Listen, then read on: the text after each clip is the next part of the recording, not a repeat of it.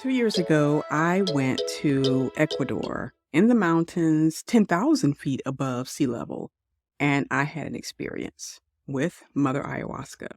Ayahuasca, for those who don't know, is a plant medicine that a few people on the planet partake of in a ceremony to help them get closure, clarity, and a number of other things that will make their life better. It is a healing herb.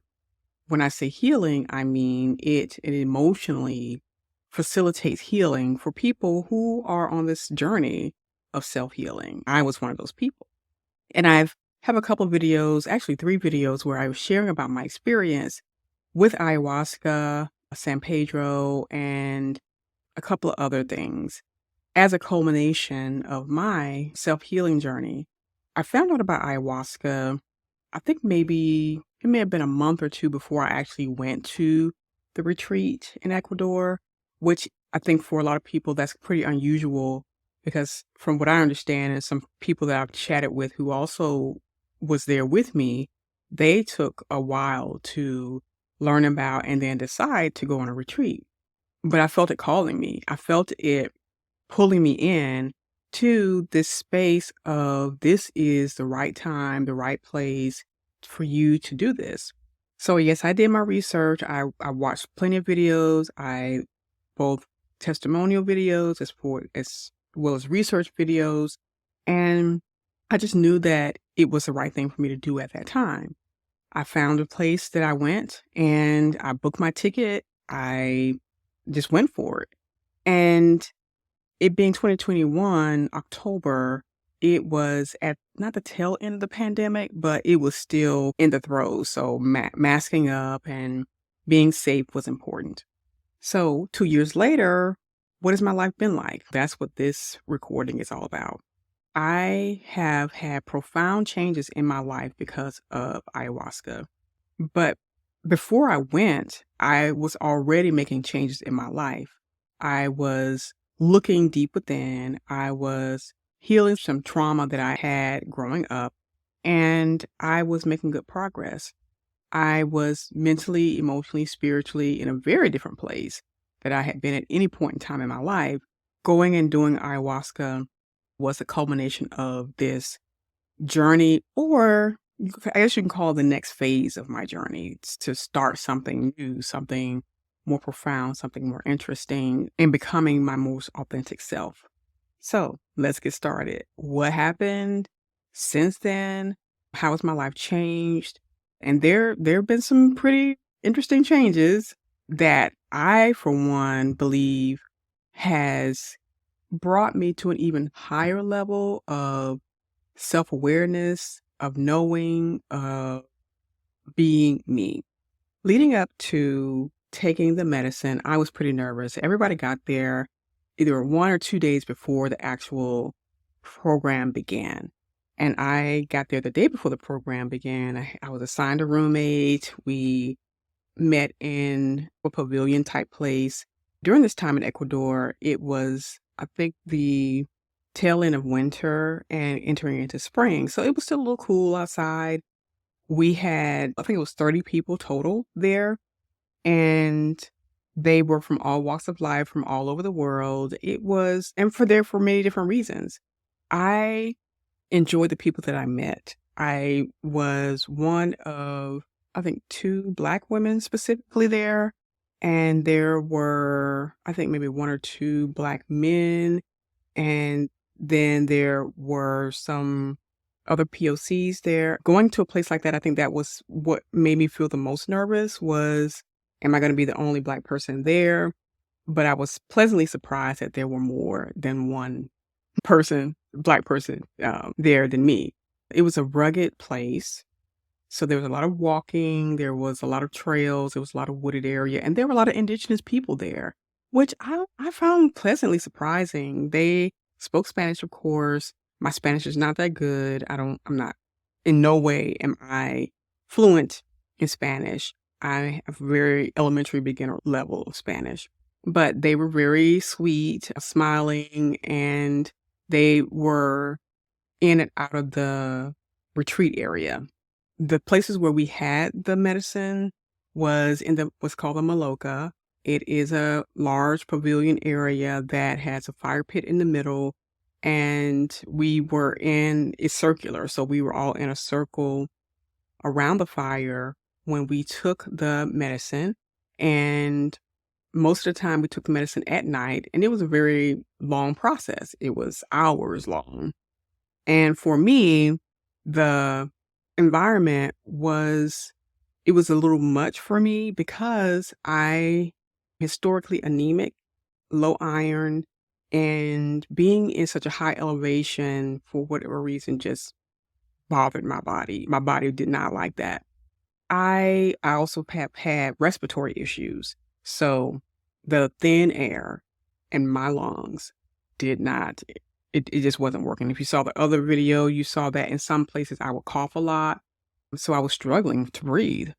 But I did find out that me eating beets helped me because it helped oxygenate my blood. It helped me get more oxygen. But I actually cut my program short because I was intended to be there for 12 days, but I only stayed for 7 days because my body was just really being beaten up by the high elevation, the thin air, and everything that goes with it.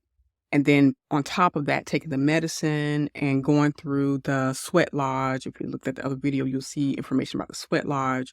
So it was just, my body just, I couldn't take it. So I left early. And fortunately, I was able to do that instead of waiting and staying longer. That was my basic experience. I've met a lifelong friend from that experience that I'm just so very grateful for. And I will have him on my podcast in the future, and we'll also be probably partnering to do a podcast together related to healing in the Black community, in the gay community, and also self-awareness and self-love. So that's pretty exciting. So stay tuned for that. 2 years later, like I said, my healing journey has elevated. Some things happened after I came back in my family, and it was, I guess, disappointing, but it wasn't surprising. I ended up going no contact with my family because I was in this space of wanting to no longer be an invisible entity in my family. I wanted to belong. I don't want to be the person that was always a fixture instead of a true family member. I was tired of being used. I was tired of not being supported. I was tired of my truth, my story, my experience being diminished. So I decided to go no contact with my parents specifically. I don't know that I would have done that if I hadn't had this experience in Ecuador with ayahuasca. I am in therapy. That's another thing that I decided to do was go get into therapy because even though I had done a lot in my healing journey, I knew that there were some unresolved issues that I had and I needed to deal with. And that was going to really help me continue to elevate higher and higher in my journey and come to this place of truth in my self-identity and just release, let go of, and climb out of this, what I term enmeshment, codependency, and become my own person. So that was one of the main things that happened after ayahuasca. I also come to this place where, as I mentioned before, my self-identity has shifted, it's changed. I was identifying myself based on what other people said about me, said to me, said I was, all the projections that people had for me, things that I believed about myself because someone else said that about me. I had to change it. I moved into the space of who am I? Like truly, really, who am I? And why am I here on this planet? And I knew that if I didn't really find my true self, that I would continuously be miserable. I wouldn't have great boundaries. I would be always looking for validation and approval from other people. So that had to go. Finding out who am I and then discovering who I am has been one of the biggest things that's happened since my ayahuasca experience. The first night of taking the medicine, the only message I got was focus on yourself, love yourself, and the only person that matters on this planet is you. And I just had this, I just was hugging myself, and it was clear. It was just so clear that this is my only purpose, is to find out who I am, love who I am, accept who I am, and trust me, trust myself. That has become my mission. When I finally learned that who I am truthfully, really deep down inside my self-identity, and shifting that, I have become the most happiest version of myself. I have become in love with life, in love with myself, in love with everyone around me. Even though it may sound a little contradictory because I've gone into contact with my parents, if I didn't get to this place of self-love, then I wouldn't be able to love other people in my life and not be afraid to not even have them in my life, because I understand that me loving myself, me being the most important person in my life, it protects me from the ideology that I have to be giving all of myself away, that I have to lose myself in order to be in a relationship with other people. And that is just true. That's not true for me, and I hope it's not true for you. By moving to this space of I love myself, I'm here for me, I trust me, I know me, I accept me, that shift in my life has been so profound. It has changed so much. I've become more confident. I've become happier. I've become just more light. There's light coming from me. There's light in me, and it shines out. And then I was able to get to know my 5-year-old self that I mentioned that I met in the sweat lodge. I've been able to reparent her. I've been able to just love on her and give her what she didn't have. I've been able to reparent my middle school self and my teenage self and my young adult self, and integrate all these parts of myself into this person that I am now, and truly be living authentically. I am not perfect. I have not arrived. And that's not even the point of this. The point is just, these are the changes that I have made. And I've also, from my career perspective, my work life, I decided that I needed to take a sabbatical. I needed to take leave from work. And I began to research, how can I take leave from work? What is the policy? Because I was working full time. And I did it. I took time off from, I believe it was May until August. And those were some really good months. With the help of my therapist, I was able to do that. I took advantage of the option to take time and leave from work so I could literally nurture myself, continue the healing process, and rest. I just really needed rest. That's the result, again, of me going through ayahuasca and having that experience, taking leave. And then I ended up just leaving altogether and going into my own company full time. That has been an experience. I've enjoyed that. I love the freedom to be able to do work I love, work with people that I really want to work with, take time, manage my time really, so that I'm not always in a meeting. So I'm not always wondering if I'm doing enough, or trying to justify needing a raise or being on certain projects that I don't really like. Moving into entrepreneurship full time has been a game changer for me as well. I have no qualms or delusions about how hard it is to be an entrepreneur, but I'm determined to make it a really good experience because, again, I love me, and I'm doing things now that excite me, that make me feel good, that really resonate with me. The things that I can say, hell yes, I want to do that. Yes, that's my favorite word now, is yes. Because when I'm doing what I love to do, when I do things that resonate with me, I'm happy. And my happiness is first and foremost. With this happiness, my cup overflows, and I'm able to give from the overflow and not from a depleted place anymore. So that's been a great change in my life. I have been clarifying who I am and the work that I'm called here to do on this planet, from the business that I have to the coaching that I do, which is radical self-care, because that's part of this healing process for me. And this self-love journey is also part of that as well. I'm helping people, especially Black women, move into this place where they're prioritizing radical self-care so that they can have the healing, hope, and happiness that they deserve, so they can transform burnout into bliss. I'm really thankful that I had the experience in ayahuasca 2 years ago. I'm thankful that I met the people that I did.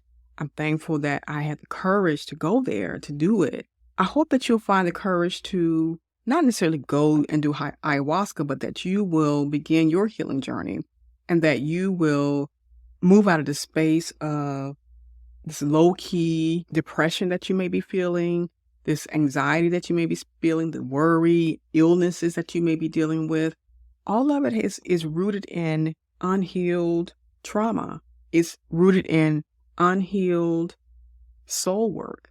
When you heal your soul, like really heal your soul, it is, on the other side, it's an amazing experience.